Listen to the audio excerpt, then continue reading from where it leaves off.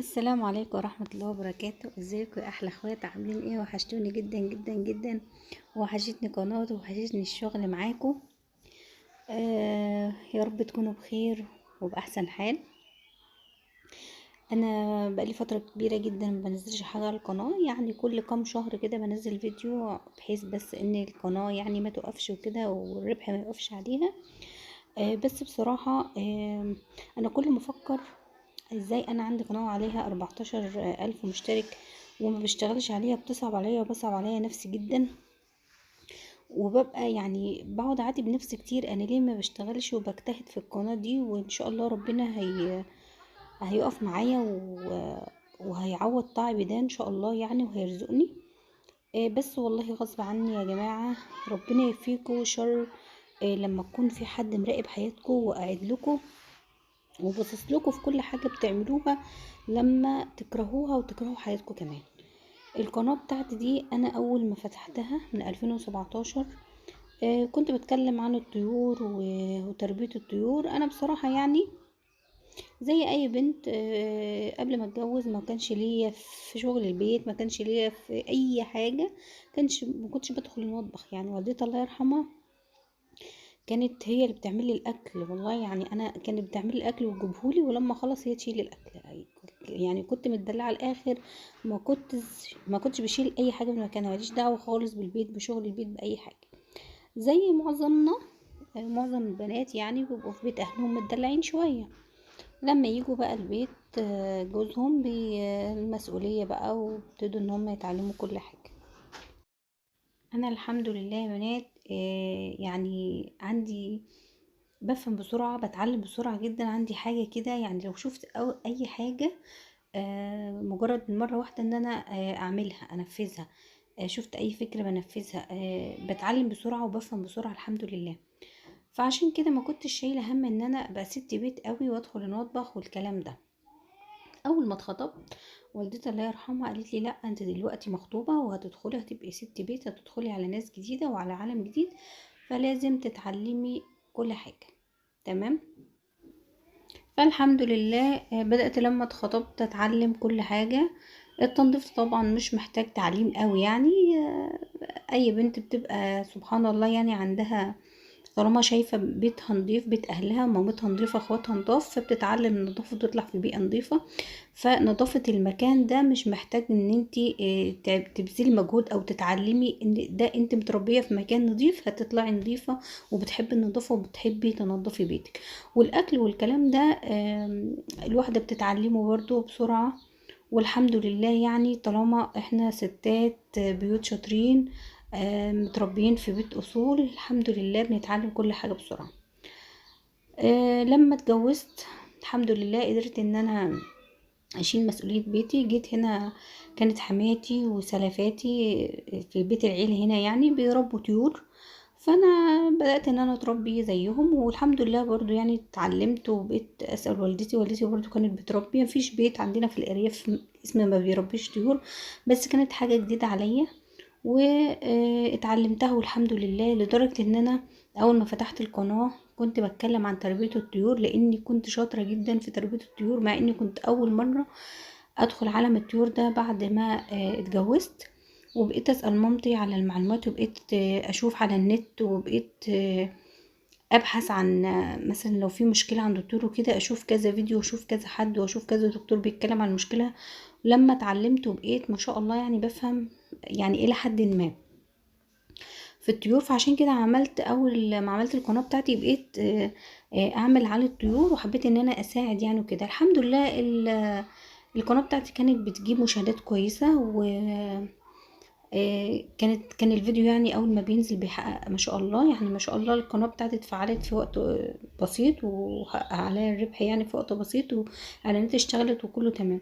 والله انا كنت اول ما فتحت القناة ما كانش في بالي ابدا ربح، ما كنتش اعرف يعني اوي في اليوتيوب، بس كنت حابة انا الموضوع قوي ان انا ابقى عندي قناة وابقى مشهورة والكلام ده، فاهميني؟ فما كنتش لسه فاهمة ان في ايه في الربح وازاي الربح من اليوتيوب وكده، فايه توكلت على الله.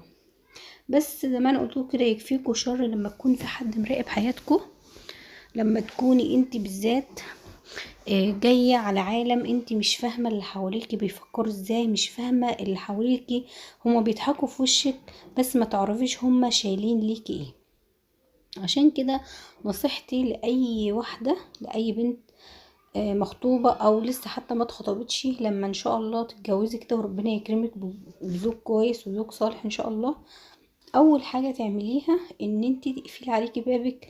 بلاش تقولي دي صاحبتي، جارتي دي هصاحبها، او سلفتي دي هصاحبها، دي شكلها طيبة، دي بتحبني، دي او الكلام ده كله. مفيش الكلام ده. نصيحة مني، ونصيحة يعني جاية بعد ما شفت عذاب وظلم محدش شافه. بلاش تثقي في حد، بلاش تدخلي اي واحدة بيتك وحياتك وتحكي لها عن مشكلة عندك، او تحكي لها عن حياتك وتقولي ده زي اختي وقريبة وطيبة، وطيبة مع الكل وطيبة معايا انا بالاخص، وبتقعد معايا وبتشرب وبتاكل وواكلين عيش وملح سوا، وهي اقرب واحدة ليا. تمام.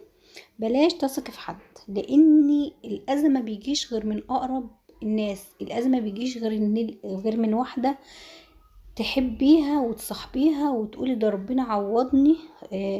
الواحدة لما بتتجوز طبعا بتفقد اصدقائها او صحباتها بتوع زمان اللي قبل الجواز. طبعا ما بيبقوش عارفين يشوفوا بعض او يتواصلوا مع بعض، او العلاقة ما بتبقاش زي قبل الجواز.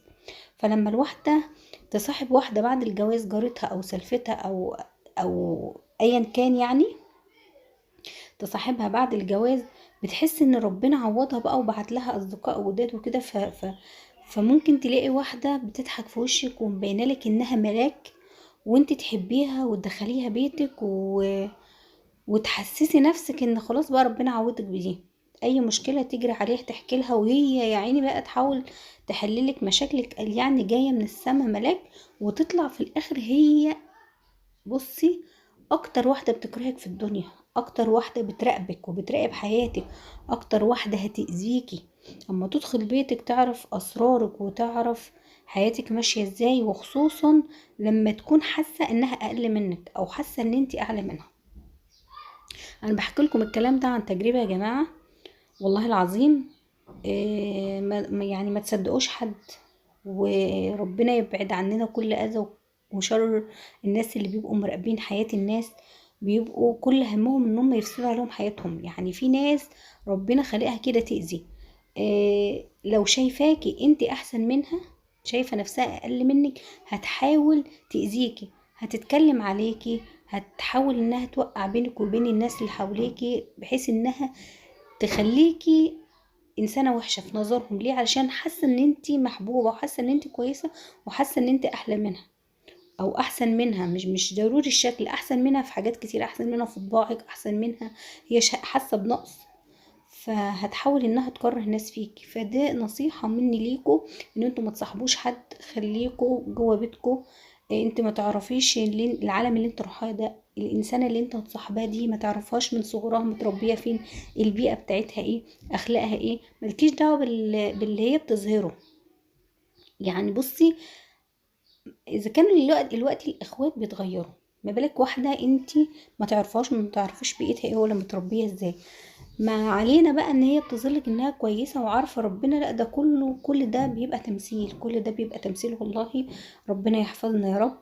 عايزة اقول لكم بس ان انا الحمد لله، الحمد لله ربنا راضيني، ومهما بقابل ناس من دي، ومهما حاولوا ان هم يوقفوني، او حاولوا ان هم يكسروني، او يبصوا في رزقي ويعملوا اي حاجة بحيث ان هم يخلوني اقل منهم، الحمد لله انا واثقة في ربنا جدا، وواثقة في نفسي جدا، والحمد لله هفضل كويسة في نظر نفسي، وهفضل راضية بعيشتي مهما كانت بسيطة وكويسة، وهفضل الحمد لله الحمد لله الحمد لله راضية بعيشتي وراضية، وبقول الحمد لله، وهفضل اضحك مهما كانت ظروفي، ومهما كان في مشاكل. مفيش بيت ما بيخلى من المشاكل. اولا عايزه اقول لكم ان هما الناس الوحشين دول بيموتوا كده، بيموتوا لما يشوفوا انسان سعيد او عامل نفسه سعيد، يعني بيضحك في وش الناس، وهو الله اعلم باللي جواه، بس بيضحك في وش الناس، بيكرهوا قوي الضحكه. تمام. ربنا يبعدهم عننا يا رب، ويشغلهم بنفسهم. وانا هفضل الحمد لله كده اقول الحمد لله على حياتي، الفلوس مش كل حاجة يا جماعة، هي طبعا شيء اساسي في الدنيا، شيء اساسي جدا يعني، وخصوصا اليومين اللي احنا عايشينهم. بس ما بتشتريش ناس كويسه، ما بتشتريش ناس قلوبها صافيه، ما بتشتريش ناس تحبنا، ما بتشتريش الود، وما بتشتريش ناس تحافظ على العشره وعلى العيش والملح. بجد دي اهم حاجه، والحاجات دي هي اللي بتحلي العيشه، مش الفلوس والله. الحمد لله على اللي احنا فيه، والحمد لله ما حدش بيتعلم ببلاش. وانا حبيت بس انصحكم، فخلوا بالكم من نفسكم وربنا يسترها علينا يا رب. وخصوصا لما يكون في ناس بيبصلكوا او في رزقكم وبيحاولوا ان هم يعملوا حاجات تعطل رزقكم، ربنا يبعدهم عننا يا رب. الحمد لله على كل حال. انا هحاول على قد ما اقدر ان انا اشتغل في القناة تاني، لاني انا من كتر ما هم باصين لي في رزقي وباصين لي في حياتي واتكلموا على القناة دي، وكانت يعني كانت شغلانتهم ليل ونهار، انا كرهت القناة والله العظيم، كرهت القناة. وما كنت بطيء ان انا انزل فيديو ولا اصور ولا اي حاجه. كان جوزي دايما يقعد يقول لي انت ليه ما بتصوريش، ليه ما بتشتغليش على القناه، خساره حرام عليكي. اقول له مش قادره، مش طايقه حاجه اسمها قناه، بجد مش طايقه ان انا اشتغل عليها، كرهتها لدرجه ان انا فكرت ان انا اقفلها. بس رجعت قلت خليها لعل وعسى الامور تهدى والنفسيه تتظبط وارجع لها تاني. احاول على قد ما اقدر وربنا يساعدني، والبركه فيكم بقى، يعني خليكم معايا كده وجنبي. ربنا يبارك فيكم يا رب. والحمد لله انا راضيه بكل اللي يجيبه ربنا. انا تعبت جدا جدا نفسيا، وتعبت جدا جدا جسمانيا والله العظيم، وتعبت في كل حاجه حقيقي. المشاكل ما بتسيبش الواحد، بس الحمد لله على كل حال. احاول ان انا اصور فيديوهات على قد ما اقدر، لان ده فعلا كان بينسيني وكان بيخفف عني. بحب قوي قوي قوي ان انا اشتغل، بحب قوي ان انا يبقى عندي هدف وببقى عايزه احققه. وما صدقت ان انا افتح القناه، وقلت ربنا هيعوضني عن ان انا بقى يعني والدتي ماتت، مش بروح ولا باجي، دايما قاعده في البيت. طبعا اللي والدتها ووالدها متوفي بتبقى لوحدها، هتروح فين وهتيجي منين؟ بتبقى قاعده في شقتها. انا بقعد في شقتي ما بخرجش، تمام. وفي مشاكل طبعا بيني وبين حماتي هنا، ما بكلمهاش. فعايشه لوحدي، يعتبر عايشه لوحدي، ما بخرجش خالص من البيت غير لو نازله اشتري حاجات للبيت بس. فالقناه دي كانت هي النفس الوحيد بالنسبه لي. فعشان كده قررت وقلت يا رب عني، ويا رب قويني، ويا رب ابعد عني الشيطان اللي مقيدني. وكل عين يا رب بصت لي في القناة بتاعتي او بصت لي في حياتي، ابعدها عني يا رب وردها على صاحبها. وان شاء الله هحاول ان انا اشتغل تاني، حتى لو القناة مش هتشتغل دلوقتي، اكيد ربنا هيعوض صبري خير فيما بعد. هفضل كده حتى لو الفيديو ما جابش غير مشاهدات بسيطة، لان فعلا بعد ما القناة عرفت وبعد ما هم بصولي في القناة وعرفوا. انا اول ما فتحت القناة ما كنتش معرفة حد من هنا خالص ان انا فاتحه قناه، هم عرفوا بالصدفه، ما اعرفش ازاي. ولما اتعرفت اقسم بالله العلي العظيم يكفيكوا شر العين والحسد، ما كنتش بصدق والله. الايه اتقلبت عليا وحياه ربنا. الفيديو كان بينزل يعني دوروا انتم بنفسكم على الفيديوهات اللي قبل كده اللي هي بتاعت الطيور. انا حتى من كتر كرهي في القناه غيرت النشاط وقلت هعمل روتينات وكده. وواحدة واحدة القناة بدأت انها ما تجيبش مشاهدات لحد ما وقفت خالص. شوفوا العين ممكن تعمل ايه، العين ممكن تمرض، العين ممكن توقف رزق، تمنع رزق، ممكن توقف حال، العين ممكن تموت بني ادم. بجد ما كنتش بصدق في الحاجات دي ولا كنت بعتقد، وكنت دايما بقول مش للدرجة دي، حتى لو في حسد هيبقى على حاجة بسيطة. بس والله اتأكدت وعرفت لما عشت التجربة دي. وفعلا فعلا اعوذ بالله من اي حد يبص لحد في رزقه، بجد يعني والله. ربنا يبعد عننا شر عيون الناس يا رب وعنكم.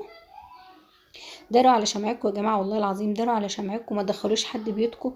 لان انا اتدمرت بسبب العين، مش بسبب العين بس، في حاجات تانية ان شاء الله ربنا يصرفها عننا يا رب.